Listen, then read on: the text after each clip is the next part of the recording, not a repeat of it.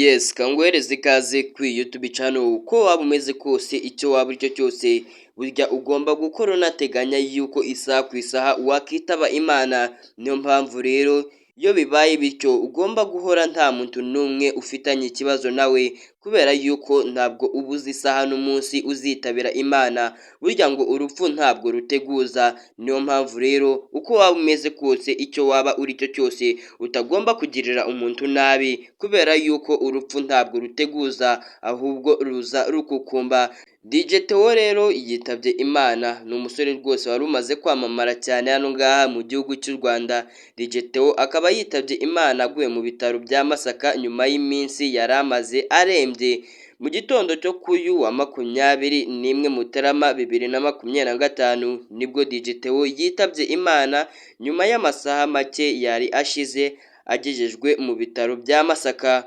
Umwe mu bari bari hafi y'uyu musore yavuze ko nyuma yo kugera mu bitaro bya Masaka mu ijoro ryo kuwa 20 Mutarama 2025 yaje gusa n'uworohewe agira n'umwanya wo kuganiriza uwari umurwaje, gusa nyuma yongeye kuremba cyane ari nabwo yaje kwitaba Imana. DJ Theo wari umaze igihe arwariye mu bitaro bizwi nko kwa Kanimba yaje kuhavanwa kuko amafaranga yo kumwitaho yari akomeje kuba menshi, bityo hafatwa icyemezo cyo kumujyana mu bitaro bya leta aho yakwivuriza ku bwisungane mu kwivuza. Uretse kuba yaracurangiye abahanzi benshi batandukanye akigisha benshi mu ba DJ bafite izina rikomeye hano ngaha mu gihugu cy'u Rwanda, DJ Theo yari asigaye akora mu Bisumizi Record.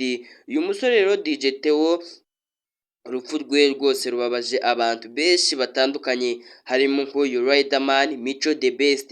Ese kubera iki aba bahanzi urupfu rw'uyu musore rubababaje cyane? Uyu musore rero DJ Theo yari umuntu w'ingenzi cyane kw'aba bahanzi uko ari babiri, Mico The Best ndetse na Riderman, kubera yuko uyu DJ Theo ahantu hose aba basore bajyaga guperforminga mu bitaramo bigiye bitandukanye niyo babavangiraga imiziki. Nimba ari ubwa mbere ugeze kuri YouTube channel rero ngo ikaze mu kiganiro cy'uyu munsi, ngusaba gukanda subscribe kugira ngo tujye tubana mu biganiro byinshi bya buri munsi bigiye bitandukanye.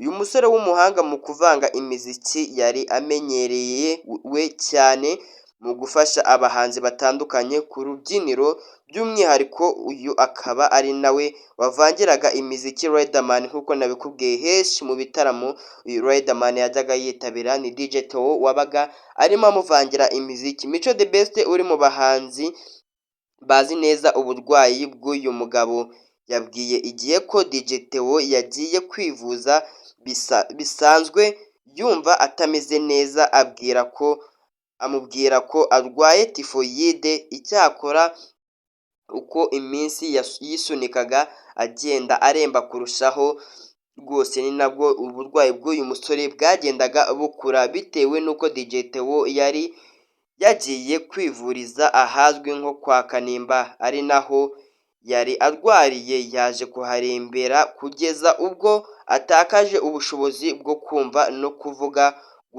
guhumeka nabwo bisaba ko yongererwa umwuka, ari nabwo yagendaga acengera agana ku rupfu rwiwe. Nyuma yo kubona ko uburwayi bwo kumwita ubushobozi nyuma yo kubona ko uburyo bwo kumwitaho buri guhenda, hafashwe icyemezo cyo kumujyana kwa Kanimba, cyo kumuvana kwa Kanimba bamwimurira mu bitaro bya Masaka k'uyu wa 20 Mutarama, ubwo ni umunsi w'ejo 2025, ariho naho ubwo yajyanwaga kwivurizwa mu bitaro bya Masaka, akajyanwa kwivuriza ku bwisungane kuri mituweli.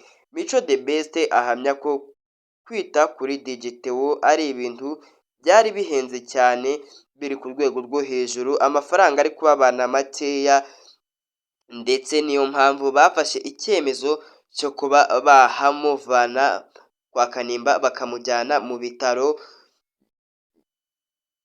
bya leta. Bityo ni nako rwose uyu musore ubwo yari akihageraga yaje gusa n'uworohewe nk'uko uwari umurwaje yabigarutseho, gusa nyuma yaho yaje kuremba cyane ari nabwo yaje kwitaba Imana. Akamubwira ukomeze ugira ibihe byiza, uracyari kuri Rwanda ni Future.